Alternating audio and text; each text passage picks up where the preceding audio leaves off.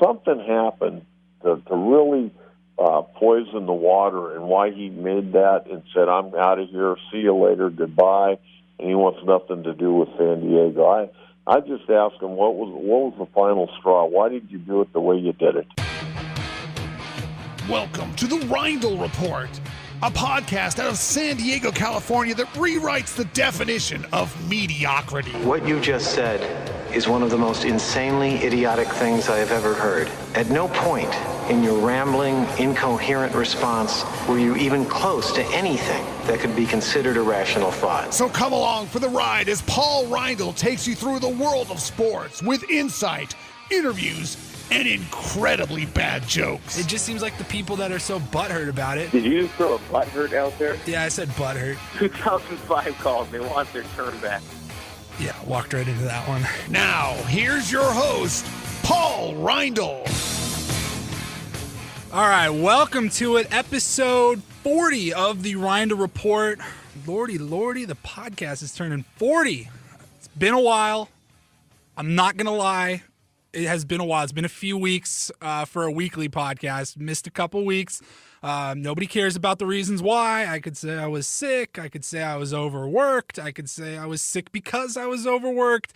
It's neither here nor there. Nobody cares. But, hey, got a lot to talk about. And because there's so much to talk about, I wanted to start this episode with a bang. And I'm going to bring on a friend who has been on this podcast several times, a very dear friend of mine, somebody that knows not just sports, but San Diego sports, and knows the San Diego scene better than just about anybody that I know.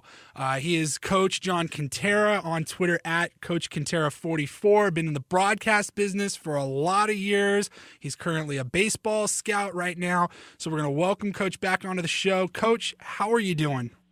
I'm doing well, Paul. Thanks for having me. And, yeah, we do have a lot to talk about regarding San Diego sports right now. We really do. And, you know, Coach, I was saying I call you like kind of the San Diego mayor of sports, okay? And you know how Mayor Faulkner, the president, does it as well. There's the State of the City or the State of the Union address. I wanted to do a State of the San Diego sports scene address. Do you think you're up to the challenge?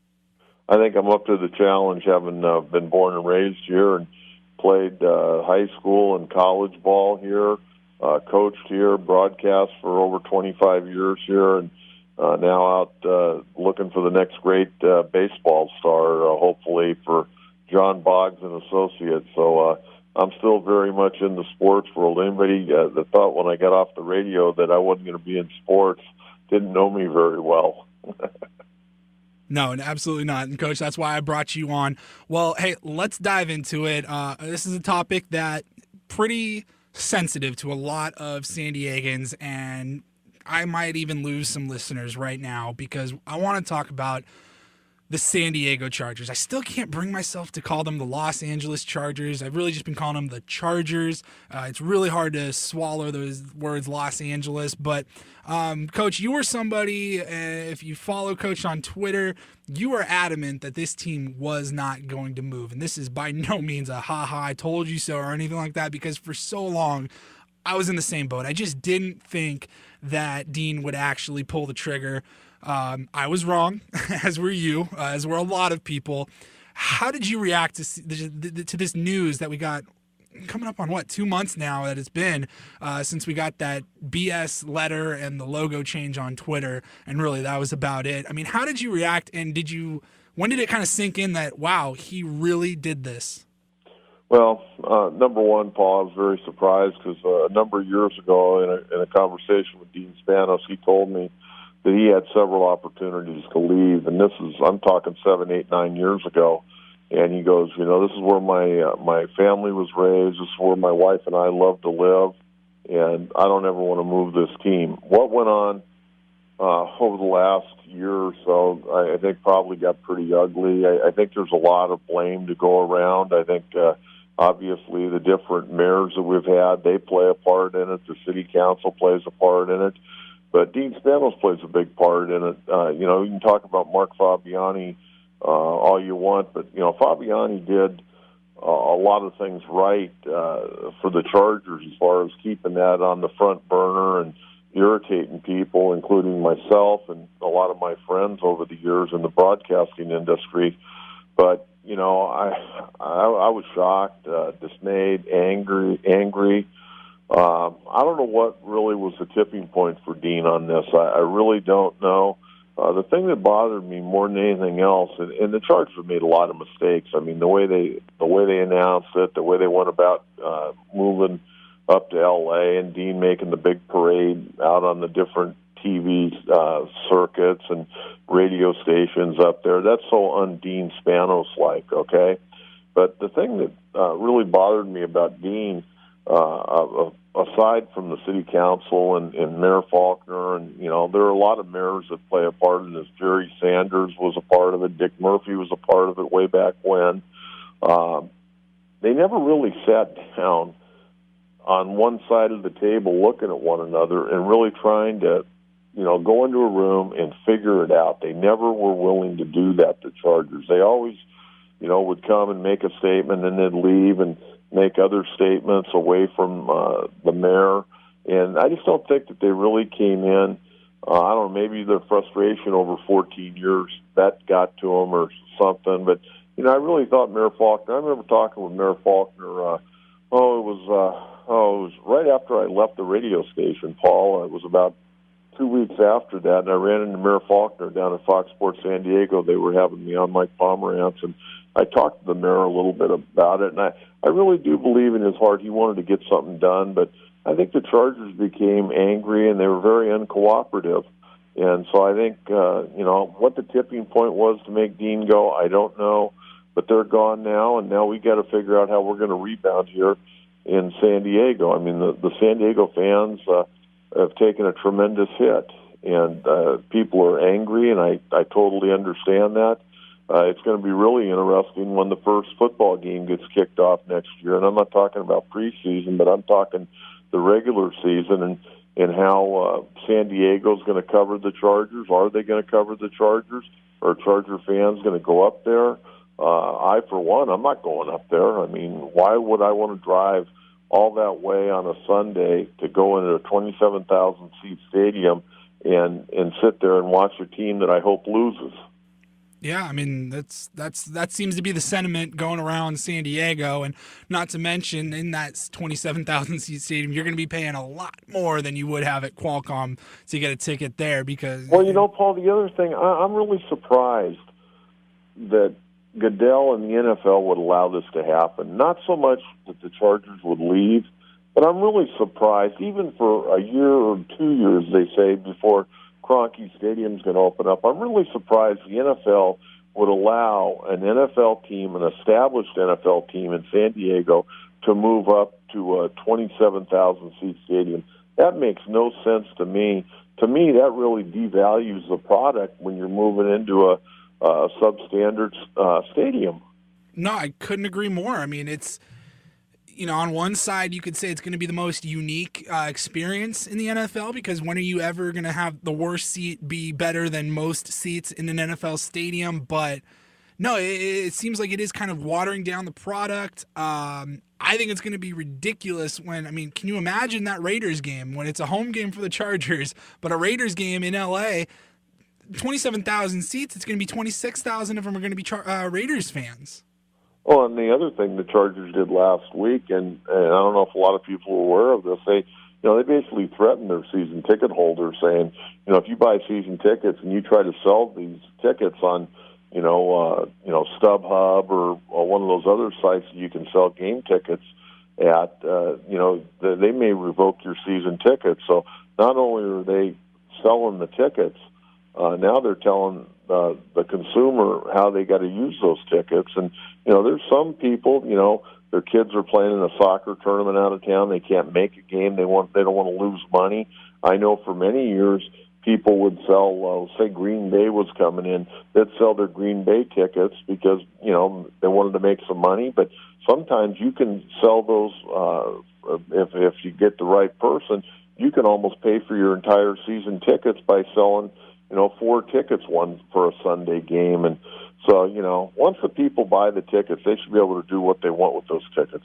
I totally agree. I mean, I knew a guy, he would buy 4 season tickets. It was only him and his son going to the games. He bought 4 season tickets, sold the other 2 every single week, and then all he had to do was pick one relatively big game on the schedule, sell all 4 for that game as opposed to just the 2, and then he would make up his entire season. He got to go to every game for free, essentially. He got to go to 7 out of the 8 regular season games.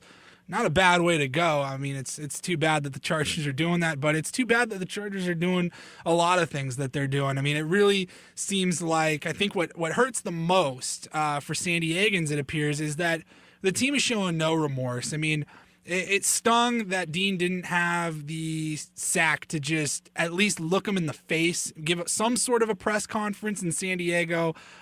He tweeted out a letter, a statement, and hopped on his jet and probably hasn't been back since, and that was it. And now to see them going up in L.A., which I get that they got to go and make the rounds in the media, but when they throw these little jabs at San Diego like, oh, it's going to be so great to finally have a scoreboard we can see, I mean, give me a break. I mean, that's something that San Diego State has come out and said, look, we offered to go in 50-50 with them on a scoreboard, and they still wouldn't do it. And for a state school to have to go 50-50 with a billionaire on a scoreboard, I think that was just absolutely asinine. Well, I'm sure in the coming weeks and months, there's going to be more and more come out. There are a lot of things the Chargers did behind the scenes that people are aware of, and some of it will come out, some of it may never come out. But, the Chargers are gone, and that's just the way it is. I mean, I remember going to old Balboa Stadium. First game I ever saw there was, I want to say, in 1966, and saw Joe Namath, and the Chargers beat them that day, I want to say 42-27. So, I've been a Charger fan since I was a little kid and been through the thick and thin, and I'm really sorry. It's going to be hard to root for them, and I really can't root for them anymore. I mean, I root for a lot of LA teams. I grew up kind of a Lakers fan because we had a guy that went to San Diego High School up here in Encinitas in '65, a guy named John Fairchild. So I started following the Lakers when I was a little kid. And, we used to, because we didn't have teams, but I followed the Rockets more as a Rockets fan when they were here for a short time. But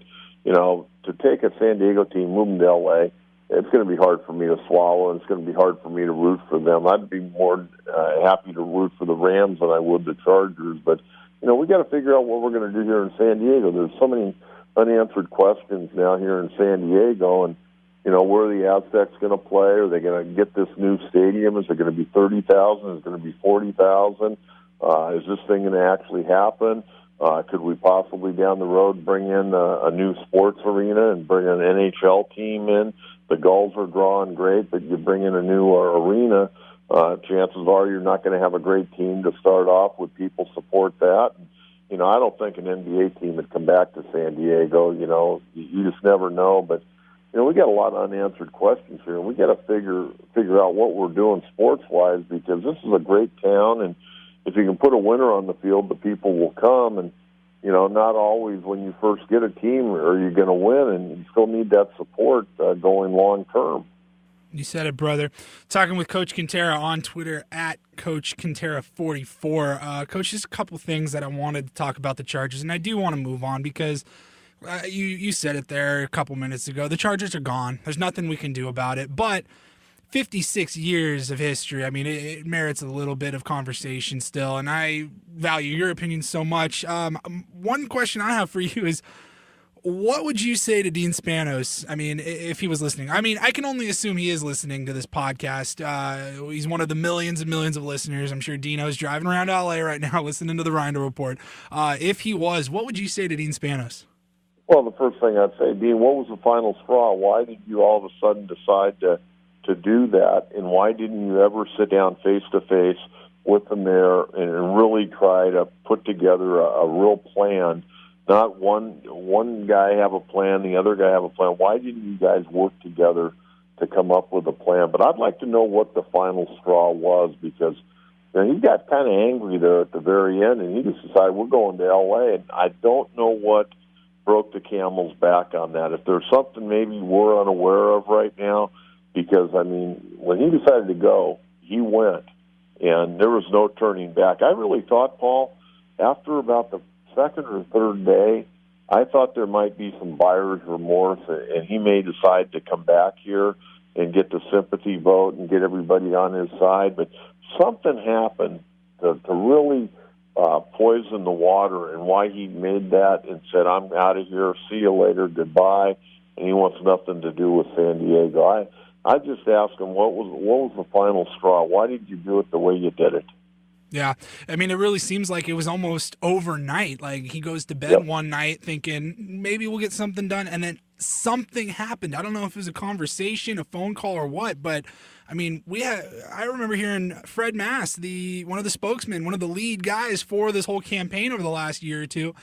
I mean, he went on record saying it was a Wednesday that the news broke, and he said, as of Tuesday night, I thought we were going to get a deal done. I thought we were staying. So for him to be caught blindsided, it's only fair that we all could be blindsided by this. It just seems like something happened almost overnight.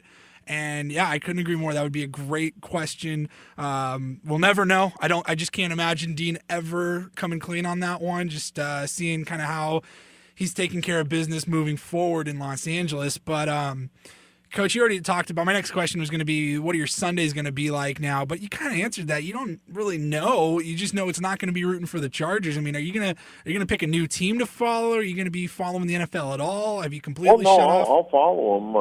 To be honest with you, I was thinking about following the Pittsburgh Steelers, but then all of a sudden, one of my former players, John Lynch, became the general manager of the San Francisco 49ers. So, I've got to go out and get some 49er gear. And John, I coached him 3 years in high school and in baseball and a year in football, and we've been friends, since 1987. So, I'm pulling for Johnny to turn that thing around up there in San Francisco, and I've been real close to him and his family for years and years, and I'm really excited about this opportunity. And I text Johnny. I haven't texted him too much in the last couple of weeks because he's been awful busy, but I do text him occasionally, and I know he's working about 29 hours a day right now trying to get that ball club up to snuff, and it'll take him a couple of years, but I think the 49ers will be on the rebound, and if they're able to make this deal to get Kirk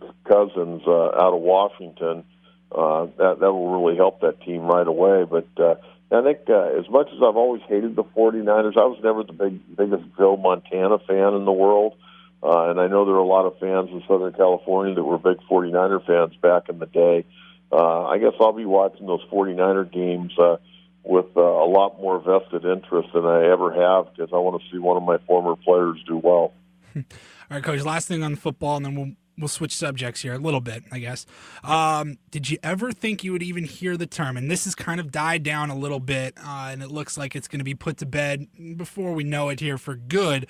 Did you ever think, as a San Diegan, for as long as you've been a San Diego sports fan and a Chargers fan, did you ever think you would hear the term the San Diego Raiders? No, but I'll tell you this.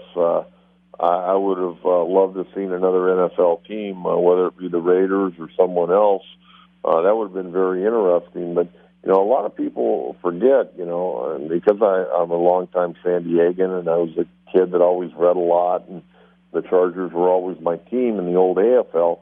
Al Davis started out down here in professional football working for Sid Gilman. And then he was here for a year or two, and then he went up there and got involved with the Raiders. So Al Davis and his family did have a little bit of history here in San Diego, albeit just for a year or two. But that would have been very interesting. And we know how many Raider fans are in this town. They come out every year, and it wouldn't have surprised me, but I'm still not convinced they're going to Vegas. So, Paul, it seems like there's a lot of unanswered questions on that deal over in Vegas. Yeah, we'll see. I read earlier today that Jerry Jones apparently is really pushing for Vegas, and in this NFL world, I mean, whatever Jerry wants, Jerry's going to get. We'll have to see. I mean, they've had some issues with their finances.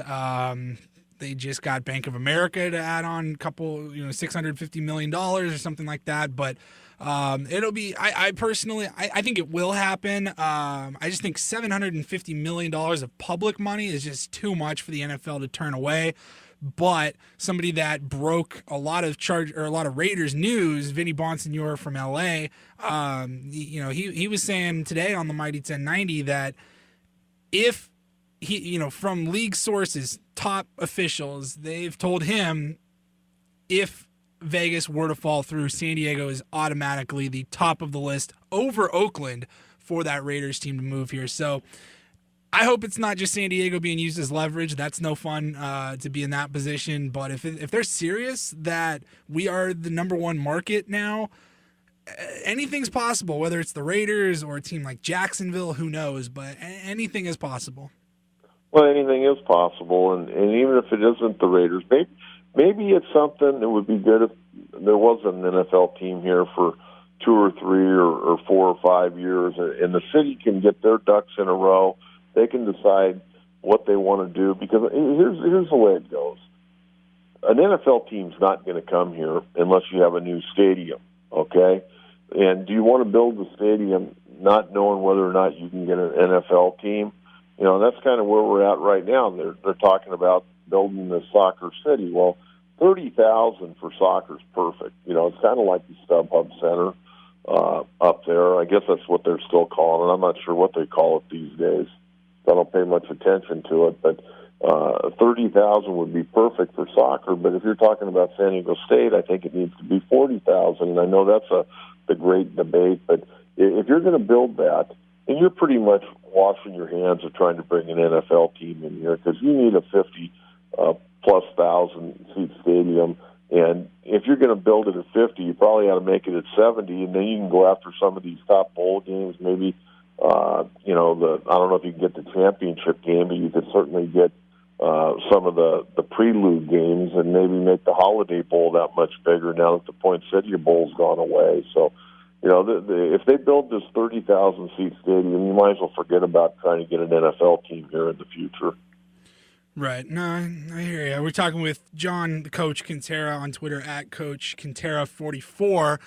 That was what I was going to bring up next as we switch gears here on the Coach Kentera. I'm all over the place, man. I got a lot of thoughts, and I'm glad you called tonight. That way, my wife doesn't have to hear my report every night on what's going on in sports. Right. Well, this is the State of San Diego Sports Address with Coach Kentera.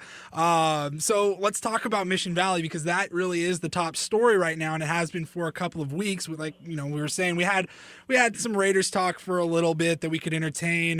Nothing really ever hit the ground running there, but the stadium now. So we get this group, FS Investors. They by all accounts seem to have a very well thought out, measured plan, an actual plan to bring the MLS to San Diego, to build the stadium, all privately financed, build a river park, restaurants, bars, all of that, to completely redo Mission Valley. We've heard from Doug Manchester a little bit, who wrote a letter to the NFL saying he wants to bring the NFL back. And that seems more like what you were talking about there with an NFL stadium. That was more NFL-centric as opposed to bringing the MLS to town. San Diego State has kind of been the wild card in all of this. They need a place to play. Their lease is up. Qualcomm's gone in a couple of years, whether we bring the MLS to San Diego or not. It seems like Qualcomm is no more, and good riddance. It's a piece of trash. But San Diego State seems to be there's a little bit of pushback to this Soccer City deal, and it doesn't seem like they have any other plans, or at least they're not saying that they have any other plans to play. Have you been following this story a lot? Yeah, I followed it, and I would say this: beggars can't be choosers. Okay. San Diego State sat in the background, didn't want to make any statements regarding Qualcomm when the Chargers were here. Now that the Chargers are gone and this group of FS investors have come in, they do have a solid plan. I think they've got good people involved. Steve Altman, who was involved with Qualcomm, Peter Seidler, one of the Padre owners, is involved in this group. They've got a good plan. But again, they want a 30,000-seat stadium. Aztecs want 40. I think it needs to be 40, but how much money is San Diego State willing to throw in? I mean, they basically have been a tenant, and they've gotten a good deal at Qualcomm Stadium. And, it sounds like Qualcomm's going to go away within the next couple of years. There's talk about the Aztecs may having to play a year or two at Petco, which I think is an awful idea. I think it'd be a brutal place to watch a college football game.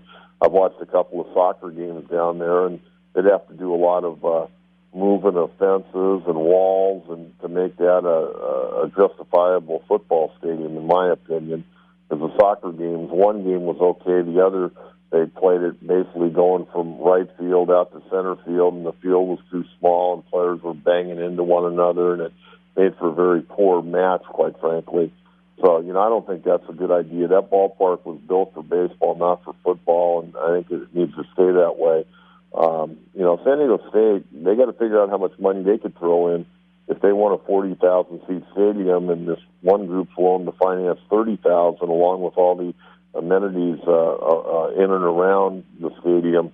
How much money is San Diego State willing to put up? And if they're not willing to put up anything or very little, then it probably is going to be a 30,000-seat stadium. They've also talked about if they made it 30,000, they would make it to where they could increase it to 40,000. But again, we're shooting ourselves in the foot long term. You're never going to be able to get an NFL team to move in here at a 30 to 40,000 seat stadium. It's just not going to happen.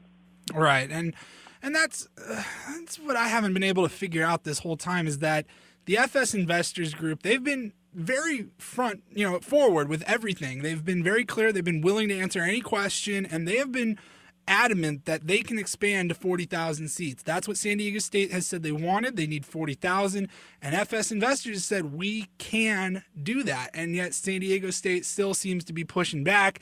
They want more development there in Mission Valley, which it's hard to argue against university expansion. I mean, that's only good for the city, but I think it's also good to have more of some restaurants, some not low income, but some new housing, a river park, just really completely redevelop that area as opposed to the dump that it is now, just a giant parking lot with a stadium in the middle of it, to actually have something there that's worthy of being in San Diego. I mean, that's expensive property here in San Diego, and I'm on board with this Soccer City program. It's tough, man. San Diego State's making it hard right now. As a former Aztec, I love the school, but I'm kind of just been finding myself scratching my head saying, what the hell are you guys doing right now? Well, like I said when we started talking about this, beggars can't be choosers. Ante up, tell the FS investors and everyone how much you're willing to throw in, and then figure out a way to increase the stadium. If it's from 30 to 35 for the time being, with an opportunity down the road to increase it to 40. Quite frankly, I think if you're going to make it, let's make it the right way. Let's don't have to add on 5 years from now. Let's go to 40,000. But again, if that's the way they want to go MLS, they want to go college football, forget about an NFL stadium, because there was once upon a time, about 6 weeks ago, people are talking about a soccer stadium. They're talking about an NFL stadium. I mean, we can't even get one stadium built, let alone two. So I don't know what those people were thinking. Yeah, and there's also been talk, of leaving room on the campus for an NFL stadium. Have two, you just said two stadiums will never get built, but hey, maybe the FS Investors Group, they put up the money, they buy the NFL or the MLS team in the smaller stadium in San Diego State. It'll be there if they want it. Who knows? Steve Altman said earlier today, he said, look, no matter what happens, I want San Diego State to know that they have a home in this stadium. It's going to get built whether they want it or not. Right. And I just don't want to see them finding a spot. Look, they're not going to be able to play in Petco long term.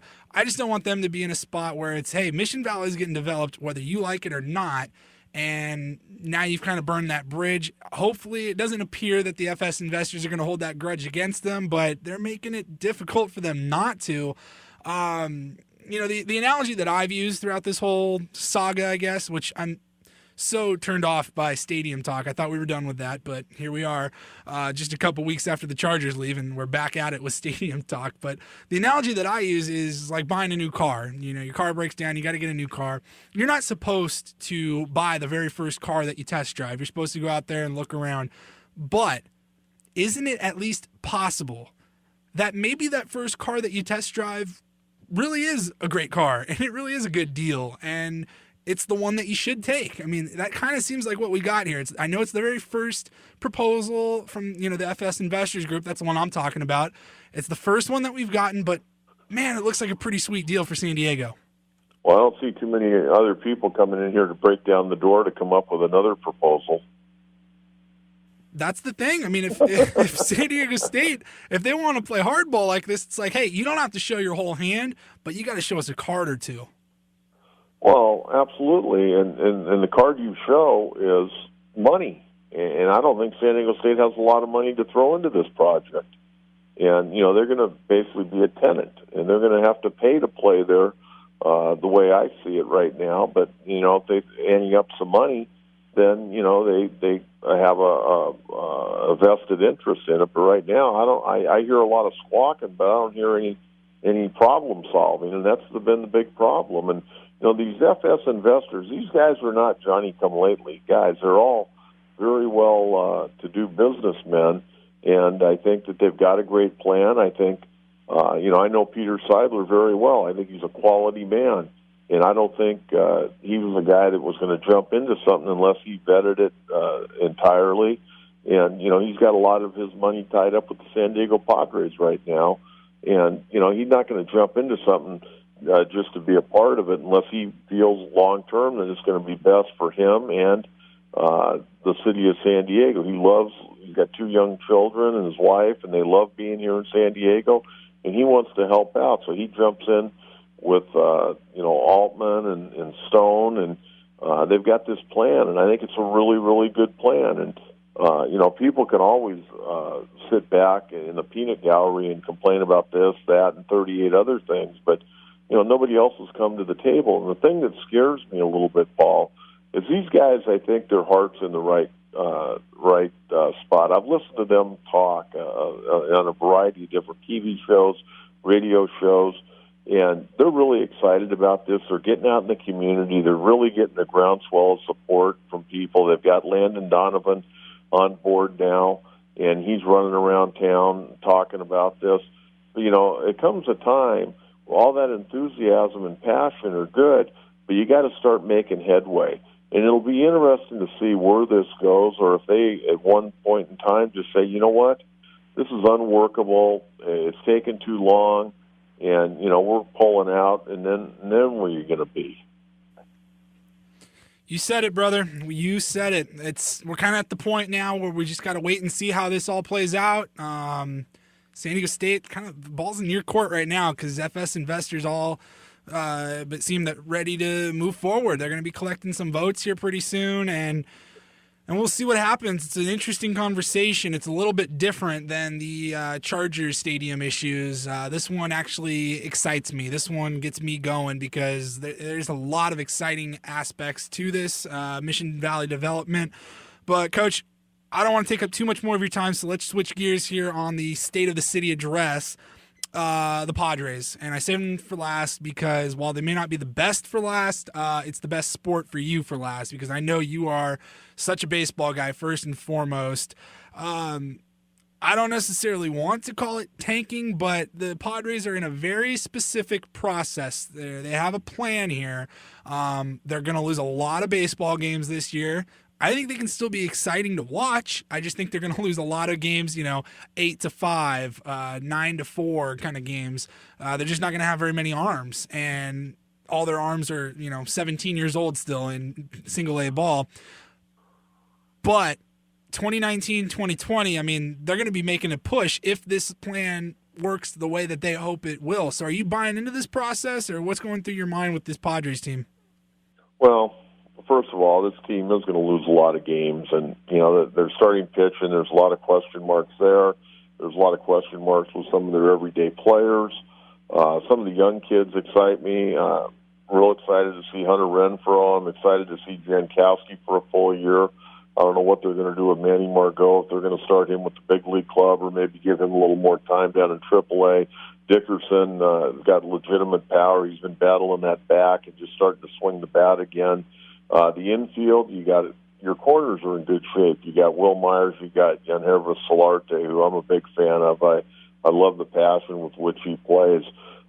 Second base, Spangenberg or Shrimp. I know Shrimp I heard an oblique yesterday, and they're going to hold him back for a while now. And, he had a great season last year coming up from AAA. But, I like Spangenberg there. Shortstop, I don't know what they're going to do. It could be Ibar. It could be Luis Sardinas.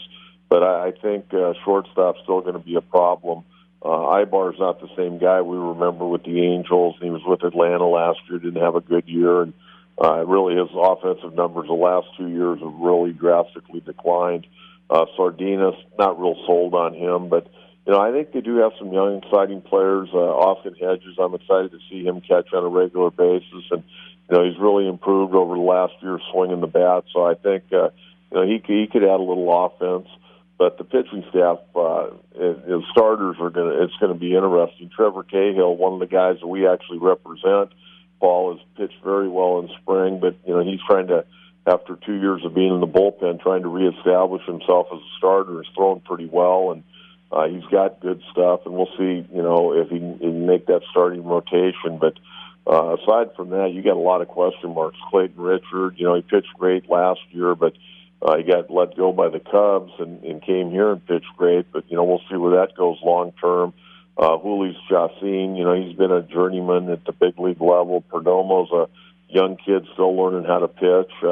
I think if he wouldn't have pitched so well down the stretch last year, he may have started this year in Double-A, but they're going to try to get him into the starting rotation again. And Christian Friedrich, he had his moments where he pitched pretty well, but overall, I don't see a lot of innings in that starting rotation, so that bullpen is going to be taxed pretty good. Long-term plan, I think where the Padres were at in their minor league system, I didn't expect them to spend $70 or $80 million on going and signing a lot of foreign-born players, but, maybe this is a good plan. But, for any organization, and I always look at the St. Louis Cardinals, I look at the Atlanta Braves, the way they built their farm systems over the years, and the Cardinals probably more so than the Braves. They've always done a great job of identifying talent, bringing them in, teaching those guys how to play down in the minor leagues, so when they come to the big leagues, they feel a part of the team. They don't feel like they're just some guy that got called up from AAA, and I would love for that to be the Padres someday. My only concern with the Padres right now is they've signed all these young kids, and a lot of these guys haven't even played pro ball. They're 16, 17 years old, and this will be their first year of professional baseball. You're so far away. I mean, if they had a bunch of guys in Double-A and Triple-A, I'd be probably a little bit more excited. But we're talking about guys that it could take them 3 or 4 years, and you just never know. And I know the Padres are selling everybody on 2019 and 2020, and I hope that's the case. But you know what? I didn't know that you could pick the year. I think the year picks you more than you pick the year to win. And so, it's going to be an interesting journey, and what's going to be interesting to see how long the fans stay with it. And, Andy Green, I think, is a bright light. I think he's a good, young, aggressive manager who'll get better and better. But, losing takes a toll. I remember, it was shortly after the Padres moved into Petco Park, and they won those couple of division titles. Then things started to kind of go a little bit sideways, and I just remember the losing, even back at Qualcomm when they had some rough years, and how it really took its toll on Bruce Bochy. And the losing night after night really takes a toll on a manager. And Andy's upbeat and he's excited about being a manager, but man, you lose 95 games, 100 games, it really sours you, wears you down, and mentally beats you up. So, hopefully he's able to overcome that. But I don't see a lot of W's for the Padres this year or next year, for that matter, unless something really drastically changes. But I do think they do have a plan now, and let's see where the plan goes from here. Sure. And, to unpack that, there was a lot there, and thank you for that. That's why I bring you on here, because you just answered about 6 different questions all in one. And that's what I'm talking about. But, for me, and I look at the pitching staff, and you said it, these are all 16, 17-year-old kids that are brand new to America, have never played pro ball. The only thing that keeps me, the main thing that keeps me excited about that part of the process is that they've put so much into that aspect. They have so many different arms that, of course, you're not going to hit on all of them, but they're giving themselves some leeway where they can miss on a couple, but if they hit on one or two, that's what they want. I'm hoping to see maybe three of these young guys, if they can come up and contribute to the ball club, the big league squad in a couple of years, that then allows you to go out and maybe get a veteran arm to bring in and kind of anchor that rotation. Now all of a sudden you got a good mix, and we'll see how it goes, but they're going to have to hit on a couple. My next question for you is going to be just kind of what gets you excited then for this team, because I know that you're similar to me in that you could watch the two worst teams in all of Major League Baseball. If somebody gave you tickets, you're there. It's baseball. It's a better, better time at a bad baseball game is still better than anything else that you can be doing, right? Well, there's no question about that. And you know what I'm going to be excited about? I want to see Renfroe play. I think Renfroe's got legitimate big league talent. I mean, he's got big league power. He's got a cannon arm. I mean, he's not Dave Winfield. I saw Dave Winfield play his first major league game, and he knew he was an All-American at Minnesota. He was a great pitcher. I always wanted to see Dave Winfield pitch in a major league game. It never happened, but Renfroe's a legitimate guy. I mean, he can hit a ball 500 feet, and we saw a couple of bombs last year. I'm anxious to see him get in that lineup right behind Will Myers, and I'm excited about Will Myers. Will Myers, when I was covering the Padres, Paul, I was so impressed with him. The ball jumps off his bat. I thought last year, he had a great first half, but then they traded Kemp. And then all of a sudden they started pitching Will Myers a lot different. He did not have a good second half. So I'm anxious to see how Will Myers starts out this year. And hopefully if Renfroe's hitting behind him, and he's hitting, then Myers is going to get some better pitches to hit. But, Will started to have to swing at those sliders like Kemp did. And everybody always wanted to complain about Matt Kemp. But I'll tell you what, Matt Kemp's numbers, he had 23 homers and 100 RBIs that first year. His average was a little bit down, but he was having a good year last year, and he ended up with over 30 homers and 100 RBIs total between the Padres and Atlanta. So Kemp produced, and he may not have been the team leader they were looking for, the rah-rah guy, but Kemp played a little bit better than people want to give him credit for. But more importantly, he protected Will Myers while Myers was trying to learn to become a major league player on an everyday basis. Kemp took a lot of pressure off of Myers, and then when he disappeared and went to Atlanta, Will Myers wasn't getting the same type of pitches to hit that he did in the first half of the season. So I'm anxious to see how he comes around. And one of the ways he's going to be able to come around is if Renfroe picks up where he left off last year when they brought him up. Yeah, and another thing on Will Myers, too, just off the field, I mean, he just seems like a genuinely great guy, somebody that you are excited about for him to be the face of your franchise. I'm excited for the guy. I can't wait to see what he does. It's all going to depend on how a little bit of the rest of the lineup looks, like you said there with Renfroe. I mean, Renfroe's going to struggle. He's not going to be able to have a full 6 months like he did in September this year. I don't think you're gonna have your ups and downs as a young rookie in the MLB. So it'll be interesting to see how Will Myers can adjust when that time comes, whether it's at the beginning of the year or in the dog days. Who knows? But one of my final thoughts here on the Padres is, the thing that I'm looking forward to is, I'm on board with you. This team's going to lose at least 95 games next year. It's going to be pretty ugly. But what I get excited about is that at least we're going to be losing with the plan. We're going to be losing with the young guys that we have invested in over the last several years now. We're going to be losing with the likes of Renfroe and Dickerson and Margot and Hedges. I mean, you name it. We're going to be losing with those guys. We're not going to be losing with the Matt Kemps who... maybe we agree to disagree here. He did nothing for me. Derek Norris just never turned anything on. James Shields, again, we're bringing in these veterans that were high profile, and they didn't really contribute a whole lot to the ball club. And so I'm excited, at least if we're going to lose, this year and probably next year, we're going to be losing with our guys. This is part of our plan. And I think it was Austin Hedges talking about these guys all came up together, at least a bunch of them. They all came up together. They won the PCL League with El Paso last year, and they had a lot of success. So they've tasted winning, and they've tasted winning together. And I think that's going to be key for this Padres team is that, they're out there for one another, and that's just something that we have not had on this Padres team for a while. Well, these guys say all the right things in spring training, but when you're going through it, you're getting beat night after night. You're out on the road, you're getting beat 11-4. It's tough. I heard last year, the culture's been changed. Well, you know what?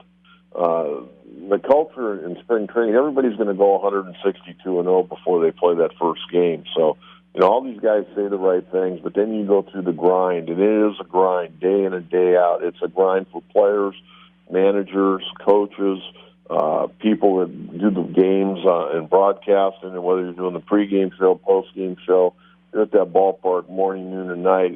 It becomes a real grind. When you're winning, you show up to the ballpark, you're not quite as tired as you would have been if you would have lost. And so, it'll be interesting, but, again, they've got to hopefully have good minor league coaches and managers and instructors, because when these guys are learning how to play down in the lower minors, they need to learn the right way. And when they move up, they can't be overwhelmed and be having to learn, basic fundamentals. They should be learning them all in rookie ball and A ball.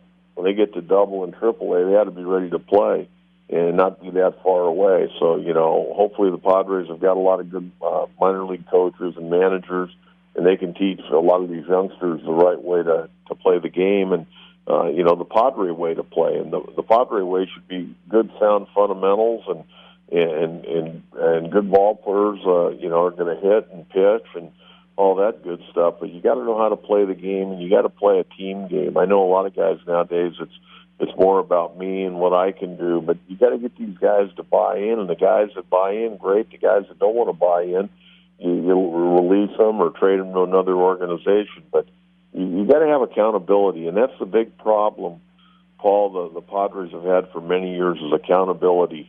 No one should be bigger than the ball club, and everybody's got to be pulling the rope in the right direction. I know that's a cliche, but at the end of the day, that's what you have to do if you want to have a winning organization. And it'll be interesting to see. Hopefully they get off to a halfway decent start and keep people interested. But, how many years can you buy season tickets hoping and praying that your ball club is going to be a contender? And I think these Padre fans have been through a lot the last 3, 4, 5 years, and a lot of them are fed up. It's basically now the show me time, not tell me time, and so it'll be interesting to see if they do struggle, what the crowds will be like at Petco Park, in the middle of summer and going through September. I think it's going to be very, very interesting. One thing I did want to mention, I talked about Schimpf and Spangenberg at second base. The other guy I don't want to forget about, because I kind of like him. He didn't hit real good when he come up, but I've followed his career a little bit, is this guy by the name of Carlos Asuaje. I think he's a pretty good little player, and I don't know if he'd break with the ball club this year, but he had a good year in AAA last year, maybe all-star team, and he's a guy that I'm going to keep my eye on because I kind of like what he brings to the table. No, I agree, and I've been hearing his name at shortstop as well. We'll see if they can turn one of those three guys into a shortstop and keep the other at second base. We'll see, because it's going to be an experiment this year. I think with Sardinius and Ibar. Neither of those guys are going to be the long-term players, but we'll just have to wait and see. Again, it's an experimental season. I'm not going to be upset at watching a lot of these losses because they're going to be expected. Coach, you killed it tonight. Absolutely, just dominated this. I have no more questions for you on this state of the San Diego sports address. Any closing thoughts from you? Well, hey, anytime you need a guest, some guy stands you up. You know my number, and you know me, I'm always willing to talk sports, morning, noon, or night. Appreciate that. Coach, once again, thank you so much for the time tonight. I really appreciate it. Sounds great, Paul. Keep it up. Absolutely. Great stuff out of Coach Kentera right there. I would expect nothing less. Again, on Twitter at Coach Kentera 44. That's going to do it. That was the State of the San Diego Sports address with Coach Kentera, somebody who's definitely got a little bit of authority on the San Diego sports scene. So I wanted to make sure we get that done with him. Like I said at the beginning of the podcast, it's been a while. It's been a long time. I shouldn't have left you without a dope beat to step to. That's my bad, okay? That's my beat. I apologize for that. But hoping to get back into the swing of things here, starting to get on some sort of a regular schedule now. Lot to talk about. Look, this is one of my favorite times of the year. March and April. We got March Madness coming up. Conference tournaments. The first opening weekend of March Madness is just the absolute best. Spring training in full swing. The Masters will be around the corner before we know it. And then opening day for baseball. So a lot to talk about in the upcoming weeks. What's going on with Mission Valley? It's going to be changing on a weekly basis, so we'll definitely touch up on that. I want to thank you for listening. As always, got to do my shameless plug. You can go to the ReindlReport.com, and these podcasts are all up on there, as well as the interviews and anything else that I'm doing. It's all archived there for you, and you can go on iTunes. It is on iTunes now, so if you got a smartphone, if you got the iPhone, you just find the podcast app. It's the little purple one with the microphone. You click that, search for the Reindl Report, and subscribe. And if you would, leave me a comment. Good, bad, whatever. You want to be a hater? That's fine. I welcome it. Bring it on. But I would really appreciate it. Apparently, if you leave comments on all the podcasts that you subscribe to, it helps them go up in the ratings. And that's what we're all here for anyways, right? I want to thank you for listening. You can follow me on Twitter at ThePolarBearSD. That's going to do it for now. I will talk to you next week.